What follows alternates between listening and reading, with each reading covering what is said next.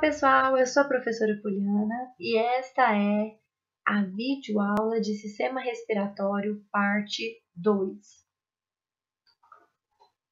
Vocês têm observado aí na aula anterior, que o sistema respiratório, além de promover troca gasosa e controle do pH do sangue, ele também é importante para promover a filtração, a olfação, a fonação e a eliminação de água e calor através da expiração. Viram também que o nariz possui a cavidade nasal, que faz parte de 2/3 desse órgão, né, dessa parte, sendo aí a porção interna do nariz, que inicia com as narinas, conforme vocês podem ver aqui, ó, no vestíbulo nasal do nariz, e vai terminar lá nos coanos. A cavidade nasal, ela possui a presença de estruturas espiraladas, que nós chamamos de conchas nasais. Um adulto normalmente contém 3 conchas nasais, sendo que as conchas nasais média e inferior, elas vão constituir a porção inferior, vão ter células diferenciadas e vão ter uma função diferente da outra porção. Conforme vocês podem ver aqui nessa peça natural, o cadáver, marcada em azul, nós temos as conchas nasais inferiores. Mas também é possível observar aqui, ó, logo acima, a concha nasal média. E por último aqui a gente observa a concha nasal superior. Essas conchas nasais, média e inferior, elas vão possuir a presença de células que nós chamamos de caliciforme, porque elas são produtoras de muco. É nessa região que vai acontecer a filtração, a umidificação e o aquecimento do ar inspirado. De que forma que acontece esse processo? Esse processo ele vai se dar da seguinte forma. O sangue que está presente nos capilares que passam por essa região, eles serão responsáveis por aquecer o ar inspirado. O muco liberado pelas células caliciformes vai umedecer o ar e aprisionar partículas de poeira para que elas não deem continuidade para o interior do sistema respiratório. Os ductos paranasais e lacrimonasais, eles vão auxiliar com o aquecimento e a umidificação do ar. E além disso, o epitélio respiratório é constituído por células ciliadas, ou seja, os cílios, eles vão realizar movimento para poder facilitar a movimentação do muco e de partículas presentes lá na faringe. Tudo isso acontece para poder acontecer aquele processo da deglutição. E esse processo da deglutição, ele nada mais, nada menos vai ser do que o famoso cuspe. E a concha nasal superior? Ela vai ficar na região superior, conforme vocês podem observar nessa figura. Que a gente tem a concha nasal inferior, concha nasal média, concha nasal superior. Uai, professora, mas qual é a necessidade de se falar, de se tratar dela de forma separada? Ao contrário daquela constituição que nós observamos nos slides anteriores, a concha nasal superior, ela possui receptores olfatórios.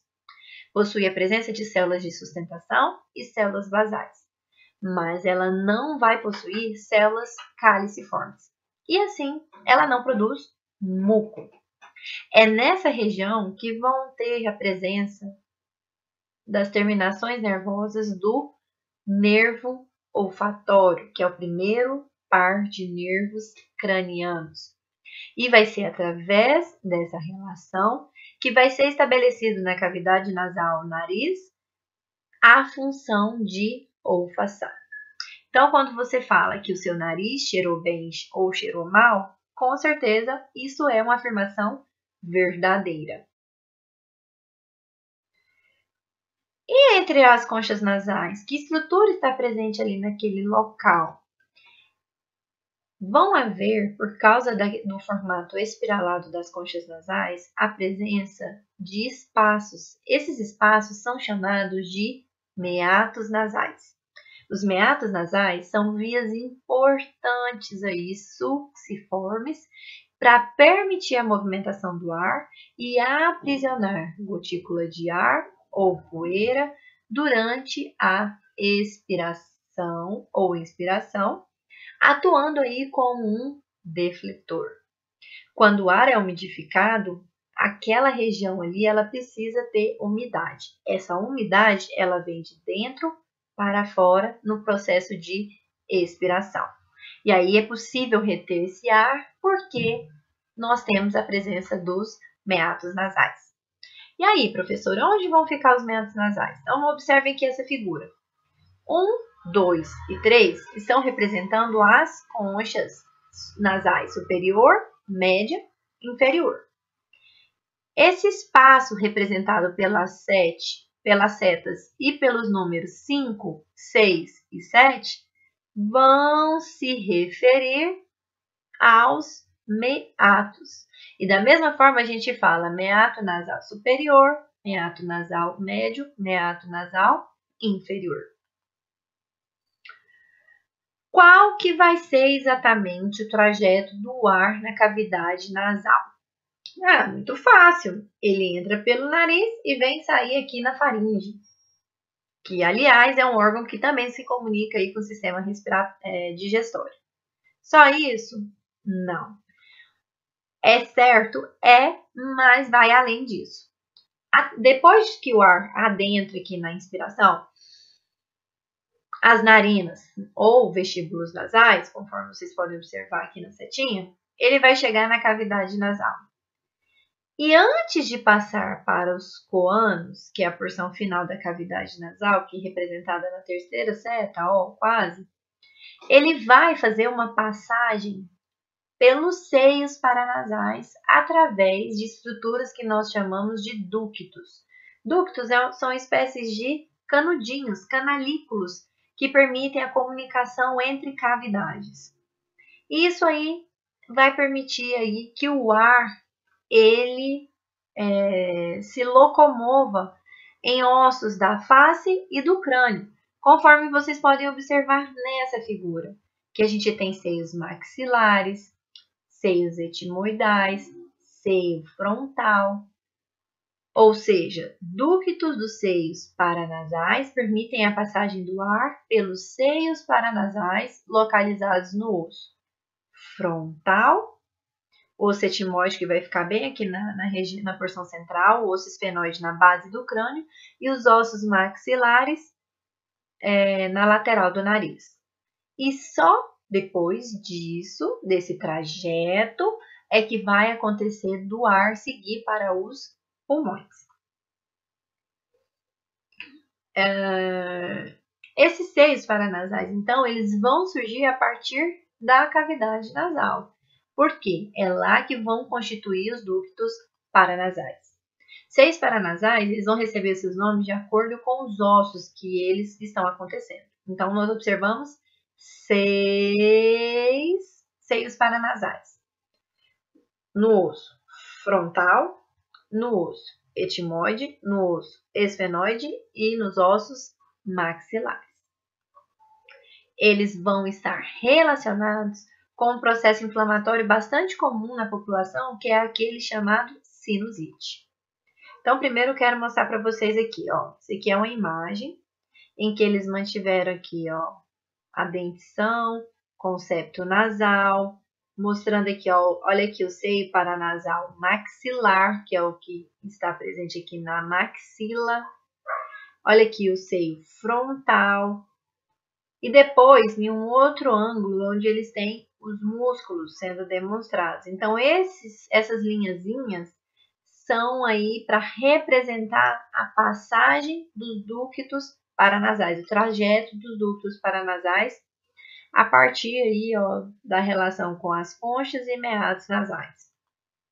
E aqui, para mostrar para vocês, ó, essas voltinhas são quem? As conchas nasais.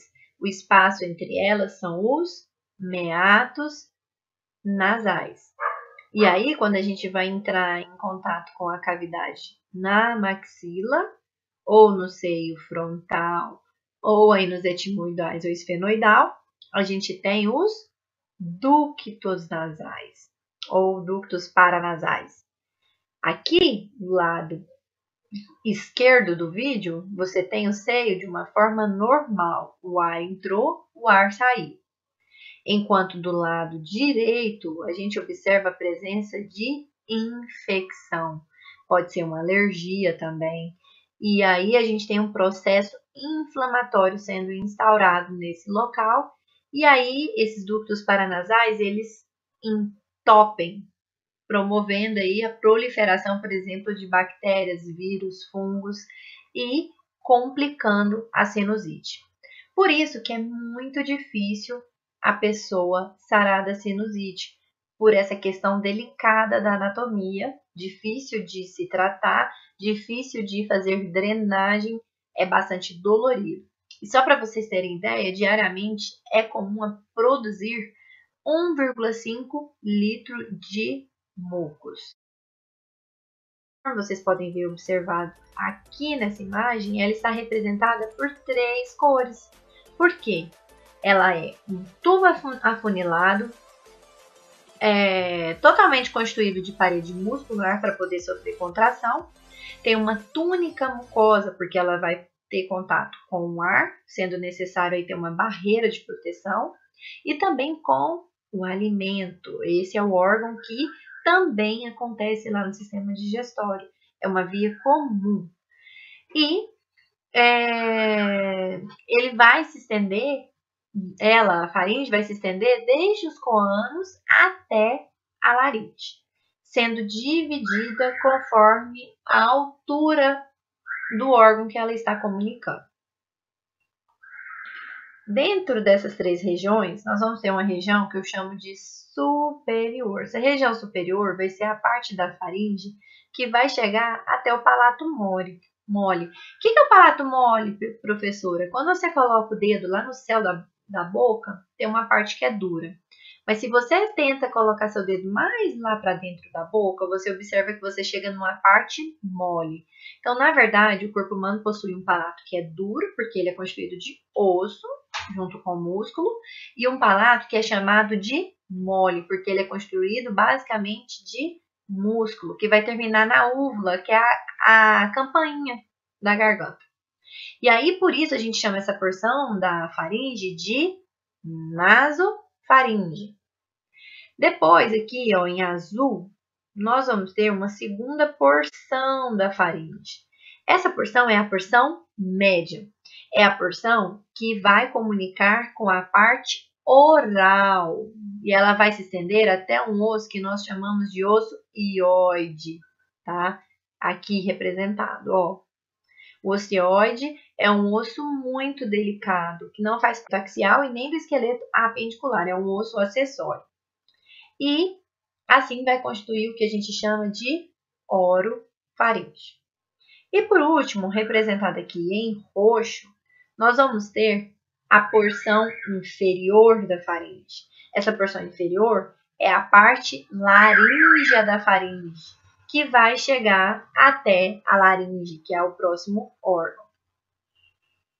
Então, aqui mostrando para vocês novamente. Então, a nasofaringe, orofaringe, laringofaringe. Nasofaringe, ela vai fazer contato com os 2 coânos, porque eu tenho a cavidade nasal direita e esquerda, são separados pelo septo nasal. Da mesma forma, eu vou ter 2 coânos. Ela também vai constituir aí as 2 tubas auditivas. Às vezes a pessoa gripa ou tem alguma crise de sinusite e ela reclama que ela está sentindo lá no nariz e no ouvido, desculpa. Isso é muito comum porque há um ósseo de comunicação entre a audição e a olfação, no caso aqui a região da nasofaringe. Por isso, conduz a ter sintomas lá auditivos, né? Além disso, tem aí a abertura com a orofaringe. E aqui, o que vai passar por aqui? Somente o ar. E na orofaringe? Na orofaringe, ela vai fazer contato com a nasofaringe superiormente, com a laringofaringe inferiormente e com a falce. A falce é a abertura posterior da cavidade oral. Mas aqui eu não vou ter só passagem de ar, eu vou ter passagem de ar e de alimento. E por último, a laringofaringe, ela vai fazer contato superiormente com a nasofaringe ou orofaringe, com a traqueia e esôfago inferiormente, e por isso também vai permitir a passagem de ar e alimento. Aqui mostrando a faringe, desculpe, de um indivíduo na região em vista posterior, de trás para frente. Então, aqui a gente observa vindo lá da região da cavidade nasal. Olha aqui as conchas nasais, os côanos separados pelo septo nasal. Aqui embaixo a gente tem a falce, com aqui uma porção da língua. Aqui nós temos a epiglote e aqui a constituição do que seria ali sistema respiratório. Qual que é a principal função da faringe? A principal função da faringe é exatamente facilitar e auxiliar a deglutição. Deglutição de alimentos, sim, mas não só de alimentos, também de secreções. A gente não pode esquecer da questão do catarro, aquele muco que a gente precisa eliminar para evitar contaminação do nosso organismo. Ela vai ser via de passagem de ar, vai constituir uma câmara de ressonância e aí vai auxiliar o processo de produção de som da fala ou de fonação. E também ela vai alojar as tonsilas palatinas. Vocês já ouviram falar das amígdalas? Com certeza, não é? Da adenoide? Com certeza. Elas são todos exemplos de tonsilas, faríngeas e palatinas. Estão relacionadas com o sistema imunológico, com a defesa do nosso corpo. Então, aqui mostrando para vocês a adenoide, aquela carne do nariz que às vezes é indicada em alguns casos fazer a retirada, e as amígdalas que a gente observa quando pela cavidade oral. Então, a faringe, ela tem aí a presença de tonsilas. As tonsilas são popularmente conhecidas como adenoide e amígdala. Essas estruturas, elas constituem o sistema linfático, como a gente viu lá na videoaula de sistema linfático. Se você não viu, volta lá e estuda. Possuindo células da resposta imunológica, ou seja, elas não vão fazer parte do sistema respiratório. Qual que é a relação da faringe com as tonsilas? A tonsila faríngea, ela vai ficar localizada próxima à cavidade nasal, ou seja, na nasofaringe, sendo conhecida como adenoide. As tonsilas palatinas ou amígdalas, elas vão ficar próximas da cavidade oral e por isso elas vão se localizar na orofaringe. E além disso, aqui na cavidade oral, na porção posterior, lá de trás da língua, nós vamos ter um terceiro tipo de tonsilas que a gente chama de tonsilas linguais. Elas vão se localizar na raiz da língua e aí também fazem parte do sistema digestório. Então, como vocês podem observar aqui, a gente veio da cavidade nasal, tonsila faríngea na nasofaringe. A gente veio aqui da cavidade oral, tonsila palatina na orofaringe. Nós viemos também da cavidade oral, tonsila lingual, também na orofaringe. Bom, a laringe, ela faz parte do sistema respiratório? Sim ou não? Sim, com certeza. Ela é uma via de passagem bem curta que vai conectar a faringe à traqueia, no sistema respiratório, ou ao esôfago, no sistema digestório. E ela está localizada entre a quarta e a sexta vértebra cervical. Para quem não sabe, as vértebras são os ossos da coluna. E aqui na região do pescoço, elas são chamadas de vértebras cervicais. Nós temos 7 vértebras cervicais. A partir da base do crânio, do atlas, que é a primeira vértebra cervical, até chegar na sétima, entre a sexta e a sétima vértebra cervical, a gente tem então a presença da laringe. A laringe possui um monte de cartilagens, mas as maiores e mais comentadas são a cartilagem epiglótica, popularmente aí chamada de epiglote, glote, que na verdade não é certo os dois nomes, tá? Cartilagem tireoide, aquela que vai formar o pomo de Adão, e a cartilagem cricóidea. Então, aqui uma visão, né, uma estrutura para vocês. Olha o osso ióide que eu falei para você. Ele possui cornos menores, cornos maiores, e ele vai ajudar a ancorar essas estruturas aqui e as estruturas sublinguais. Então, aqui, ó, anteriormente, a gente vê em vermelho a cartilagem tireoide. Em verde, a cartilagem epiglótica ou epiglote. E em amarelo, a cartilagem cricoide. A cartilagem tireoide aí vai ajudar a constituir o famoso pomo de Adão, que os meninos desenvolvem aí com a puberdade de produção de hormônio da testosterona. Bom, pessoal, essa aula foi dividida, essa foi a segunda parte, eu espero vocês lá na terceira parte do sistema respiratório.